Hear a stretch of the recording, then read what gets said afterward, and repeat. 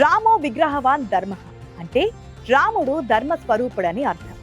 ఆ ధర్మస్వరూపుడు గురించి వాల్మీకి రామాయణమే కాకుండా ప్రపంచవ్యాప్తంగా చాలా రామాయణాలు ఆయన గురించి వివరించాయి. వాటి గురించి తెలుసుకుందాం.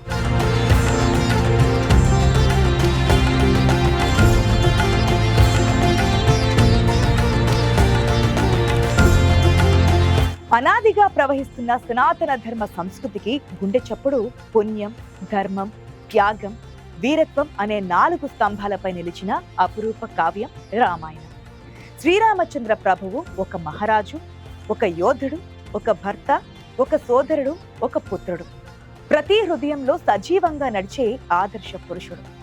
సీతమ్మ సత్యం, లక్ష్మణుడి సోదరభావం, హనుమంతుడి భక్తి, రావణుడి పతనం ఇవన్నీ కూడా ఈ మహాకావ్యంలో కనిపిస్తాయి.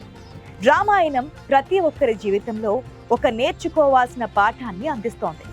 రామాయణం ప్రతి ఒక్కరికి ఒక స్ఫూర్తినిస్తోంది, జీవన మార్గాన్ని చూపెడుతూ ఉంటుంది. ఈ శ్రీరామనవమి సందర్భంగా రామాయణ గాథను మరోసారి స్మరించుకునే అవకాశం నేపథ్యంలో శ్రీరాముడి ఆశీస్సులతో రామాయణం అనే మహాపురాణం గురించి ఒక 4 మంచి విషయాలను తెలుసుకునే ప్రయత్నం చేద్దాం.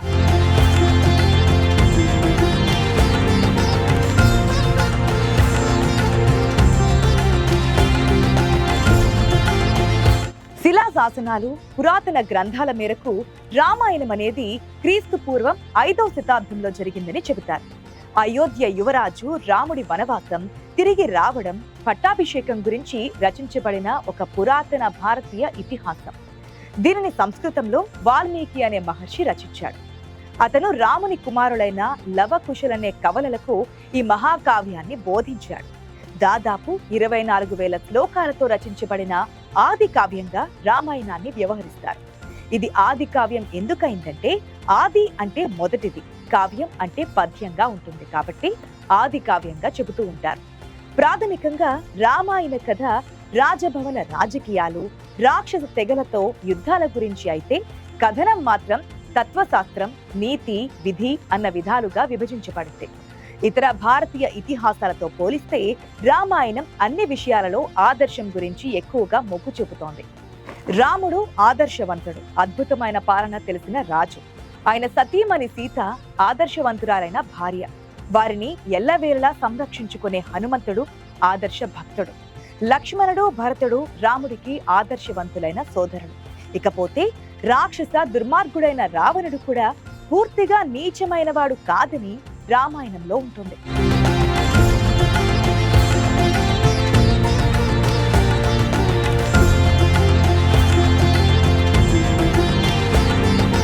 అయోధ్య రాజైన దశరథుడికి సంతానం లేకపోవడంతో పుత్రకామేష్టి యాగం చేశాడు. యాగం సమయంలో అగ్నిదేవుడు మంటల నుంచి లేచి రాజుకు అమృతంతో నిండిన బంగారు పాత్రను ఇచ్చాడు. దీన్ని మీ రాణులకు ఇవ్వండి అని చెప్పి అగ్నిదేవుడు అదృశ్యమయ్యాడు. దశరథ మహారాజుకు 3 భార్యలు ఉన్నారు. వారు కౌసల్య, సుమిత్ర మరియు కైకేయి. పెద్దరాణి కౌసల్యకు పాత్రలోని అమృతంలో సగం ఇస్తాడు. రెండవ రాణి సుమిత్రకు ఆ సగంలో మిగిలిన సగభాగాన్ని ఇస్తాడు. చిన్న రాణి కైకేయికి మిగిలిన సగం అమృతాన్ని ఇస్తాడు దశరథుడు. కాలక్రమేణా రాణులు 4 కుమారులకు జన్మనిస్తారు. పెద్ద భార్యకు రాముడు, తరువాత భార్యకు లక్ష్మణుడు, శత్రుఘ్నుడనే కవలుడు, 3వ భార్య అయిన కైకేయికి భరతుడు జన్మించారు. యువరాజులు యుక్త వయసుకు రాగానే విశ్వామిత్రుడు దశరథుని ఆస్థానానికి వచ్చి తమ ఆశ్రమంపై రాక్షసులు దాడి చేస్తున్న విషయాన్ని తెలియచేసి తమను రక్షించాలని కోరతాడు. ఆయన కుమారులైన రామలక్ష్మణులను తన ఆశ్రమంలో ఉన్న రాక్షసులను వదిలించుకోవడంలో సహాయం చేయాలని అర్థిస్తారు. నిజానికి ఆ రాక్షసులు ఆశ్రమంలో రక్తం, ఎముకలతో అపవిత్రం చేస్తూ నానా యాగి చేస్తూ ఉంటారు. దాంతో రామలక్ష్మణులు వారిని సంహరించి మునులను, ఆశ్రమాన్ని కాపాడతారు. ఆ తర్వాత విశ్వామిత్రుడు వారిని పొరుగున ఉన్న మిథిలా రాజ్యానికి తీసుకెళ్లి భూమి నుంచి ఉద్భవించిన మిథిలా యువరాణి సీత కోసం జరుగుతున్న స్వయంవరం ఉత్సవాలను చూపిస్తాడు. ఆ దేశ రాజైన జనకుడు సీతను తన కుమార్తెగా దత్తత తీసుకున్నాడు. సీత పెద్దయ్యాక శివుని గొప్ప ధనస్సును విరిచే సత్తా ఉన్న ఎవరికైనా ఆమెను ఇచ్చి వివాహం చేస్తారని ప్రకటించాడు. అయితే మహిమానిత్వమైన ఆ శివధనస్సును విరవడం కాదు కదా, పైకెత్తే సాహసం కూడా ఎవరూ చేయలేకపోయారు. అనేక మంది రాజులు, యువరాజులు మరియు సామాన్యులు ప్రయత్నించి విఫలమయ్యారు. నిజానికి అప్పటికే స్వయంవరం చాలా నెలలుగా జరుగుతోంది. విల్లు విరగకుండానే ఉంది. విశ్వామిత్ర మహర్షి ప్రోద్బలంతో అయోధ్య యువరాజులు ఇక్కడికి వస్తారు. రాముడు హుందాగా నడుచుకుంటూ వెళ్లి ఒంటి చేతితో విల్లును తీసుకొని దానిని లాఘవంగా పైకి లేపి దాని తీగను బలంగా లాగుతాడు. దాంతో ఆ విల్లు రెండుగా విరిగిపోతోంది. ఆ తర్వాత రాముడు సీతను వివాహం చేసుకోవడం జరిగిపోతోంది. రాముడితో పాటు ముగ్గురు సోదరులు కూడా తమ బంధువుల అమ్మాయిలను ఘనంగా వివాహం చేసుకున్నారు. ఆ సమయంలో అయోధ్యలో అనేక ఉత్సవాలు జరిగాయి.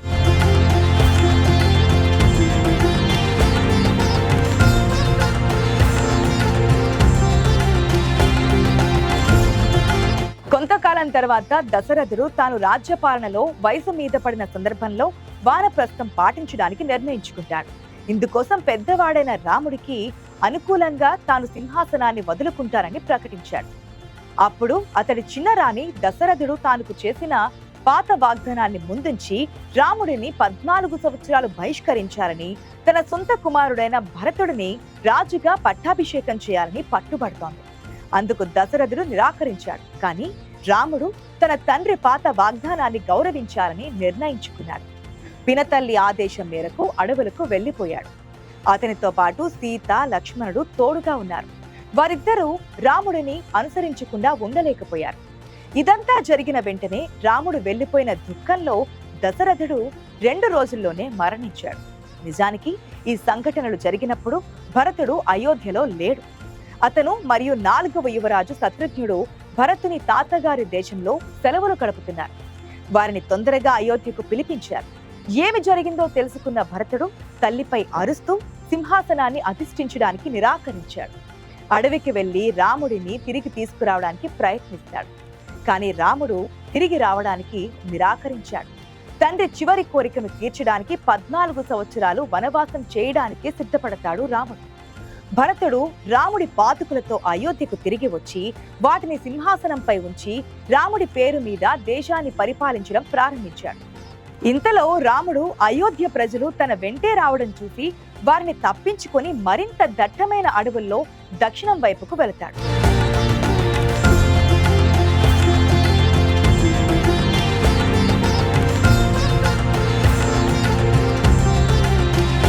తరువాత కొన్ని పరిణామాల మేరకు రాక్షస రాజైన రావణుడి సోదరి శూర్పణఖ అనే రాక్షసి రాముడిని చూసి అతని అందానికి ఆకర్షితురాలై అతని దగ్గరకు వెళ్లి తనను వివాహం చేసుకోమని వేడుకుంటుంది.